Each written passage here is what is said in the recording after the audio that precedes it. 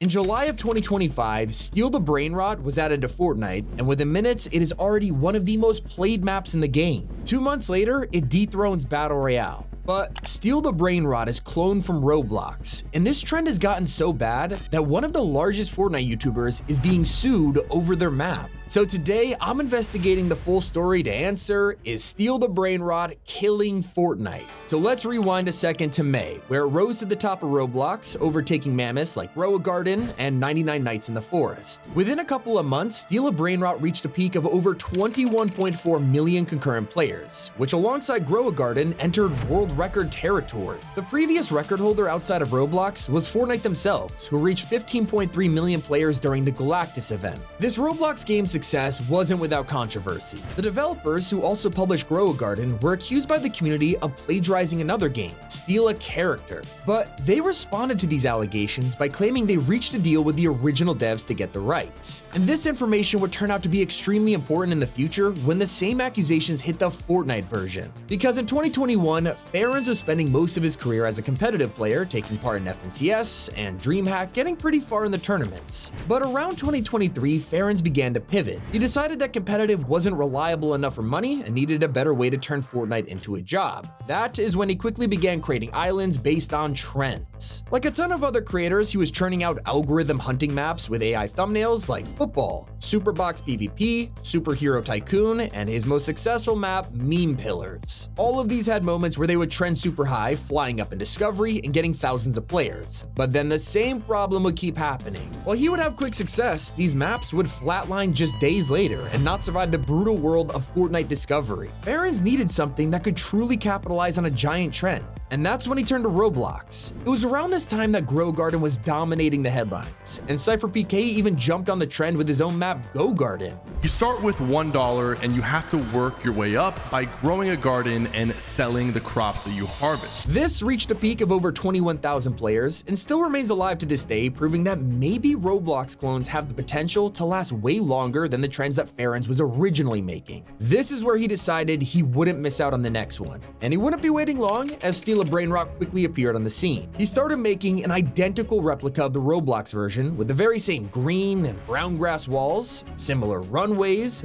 base placements. There aren't many differences. Both of them have the exact same goal. Brainrot meme characters walk towards people's bases, and they all have different rarities and income. The more money you get, the better characters you could earn for your base. Of course, the whole namesake of the game is that you could just break into other people's bases and steal their characters for yourself. Both the Roblox and Fortnite versions have the same alert system and friends-only areas. We don't know exactly how long it took to make the game, but once it was finished, he had no idea it would make Fortnite history. On July 5th, Steal the Brainrot was released to the world, with a thumbnail that actually looked like it was taken to Roblox. And unsurprisingly, it catapulted the second it was published. On the very first day, the game had already received 2,000 players, but 24 hours later, that number was up to 50,000. Throughout the rest of the month, it was standing strong with 30 to 50,000 players a day. But this wasn't even close to what the game would go on to achieve. It wasn't just people playing, there were millions watching. Over on the Steal the Brainrot TikTok and Instagram accounts, videos on the map received 4 million views in just a week,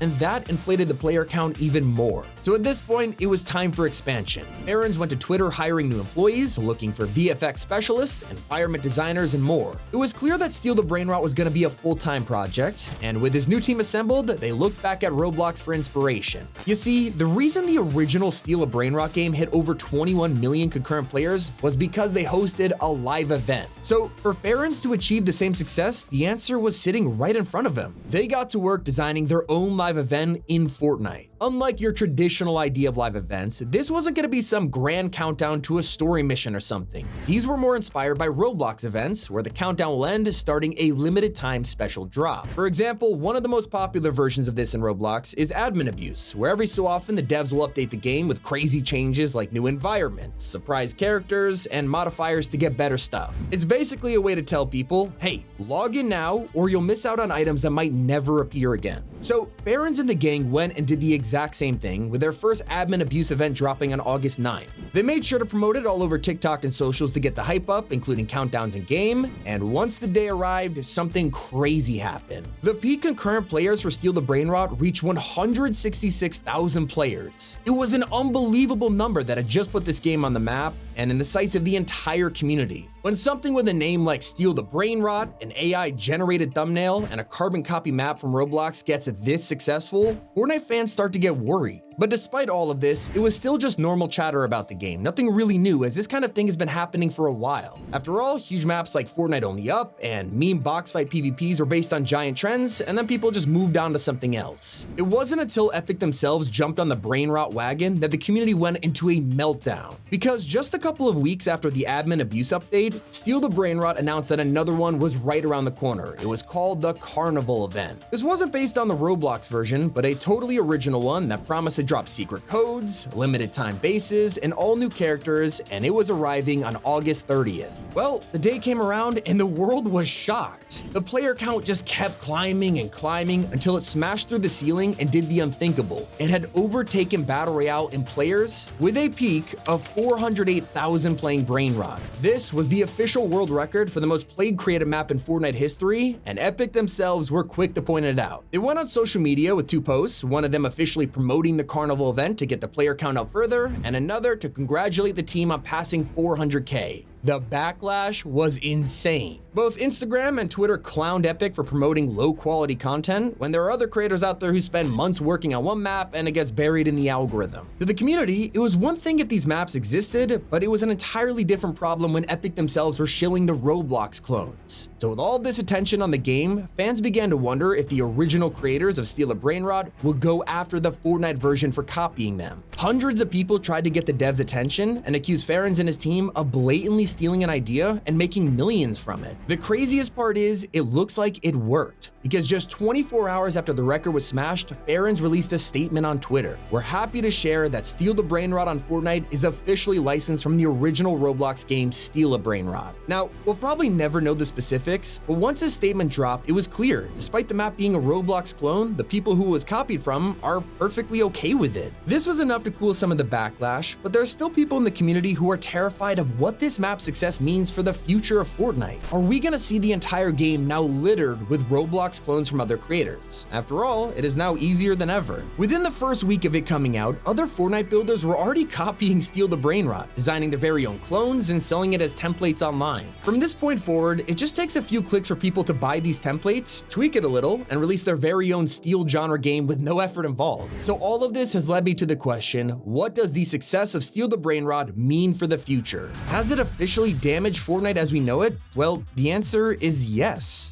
The reason is because Steal the Brainrot is the first truly successful clone. We've seen many attempts over the years to try and cash in on a trend and overtake Battle Royale in players. Just this year, one map maker heard that Squid Game was coming to Fortnite and decided to beat Epic to it. They looked at an existing map they had and designed an update that was a recreation of Season 2, stole the branding and the name, and then pushed out the map as fast as possible. Within minutes of this releasing, the map was instantly placed in the best possible discover row by Epic's algorithm and reached 70,000 concurrent players in minutes. Now, some of the reason was because of it being so high in discovery, others was the fact it was branded as an official map, leading a lot of players to believe it was the upcoming Squid Game LTM that Fortnite themselves were dropping. Fans went crazy over it, feeling tricked or calling out Epic for allowing blatant copyrighted maps like this to even exist. But it wasn't until Netflix forced Epic's hand that action was finally taken. They sent an official DMCA to Fortnite asking them to take down the map, and it was gone within seconds. Not only was the island deleted from the game, but Epic straight up removed all of the engagement payout, meaning the creator wouldn't get a cent from it. And it's not just major companies that are getting their copyright abused in Fortnite, because right now there's an ongoing legal battle between Typical Gamer and the creators of Crazy Red vs. Blue. Back in 2024, TG and his studio Jogo dropped their own map called Super Red vs. Blue, and fans noticed something strange. For months, at the very top of the screen, it showed the wrong island code.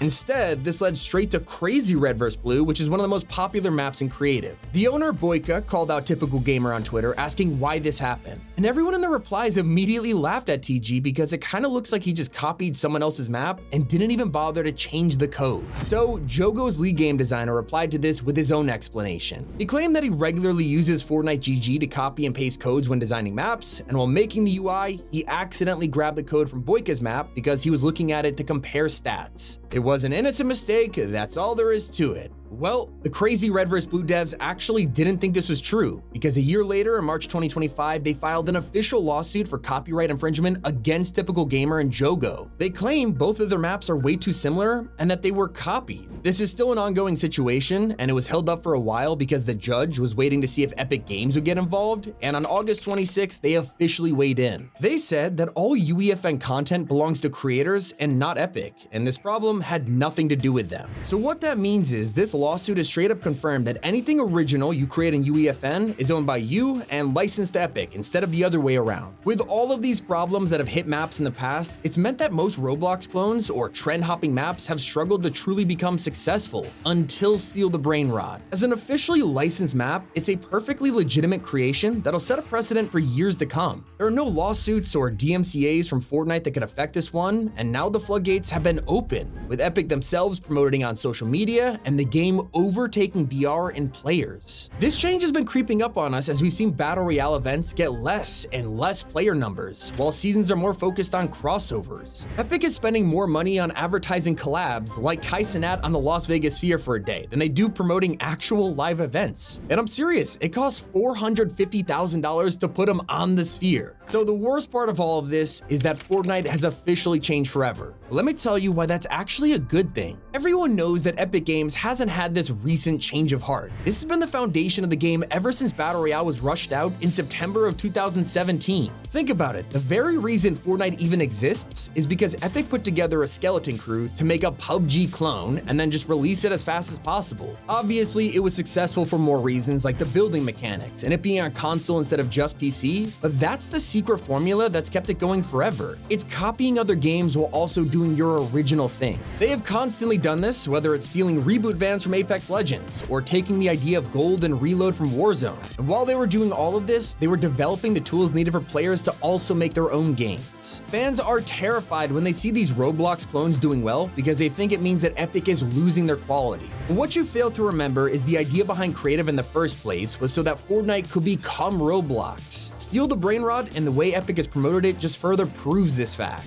So why is the reason Fortnite's been declining in players for the past few years? Well, there's not a single thing that's caused this, but a ton of people could point to the fact that most seasons feel unoriginal now. Epic is relying on crossovers to draw players instead of engaging gameplay. But now that experiences like Steal the Brainrot are overtaking VR, the future is in plain sight, and while it's easy to look at this and feel terrified, it doesn't mean Fortnite is doomed. It just means it'll never be the same. The rise of Steal the Brainrot is actually a good thing for Battle Royale players. Despite the fact that creative was meant to transform the game into a Roblox competitor, Epic has also been consistent about one other thing. They are willing to fight for their place at the top. While it would be easy for Epic to just adopt the Roblox model and sit back, just let the money rake in, they're not doing that. Instead, while UEFN map makers release successful maps, Epic is forced to now compete for people's attention. If Battle Royale is struggling like it is right now, then all Fortnite has to do is come up with something even bigger and better. The prime example of this is when the Big Bang introduced us to Epic's official metaverse with all different types of modes and universes. And while they're still working on these, we will see the rise of more cloned UEFN maps, forcing us to face reality and admit that Steal the Brainrot and other games like it have massively changed Fortnite. But it will also make Fortnite become better than ever because Epic is now being forced to compete with them. This has been Tommy, and as always, keep it here on Top 5 Gaming.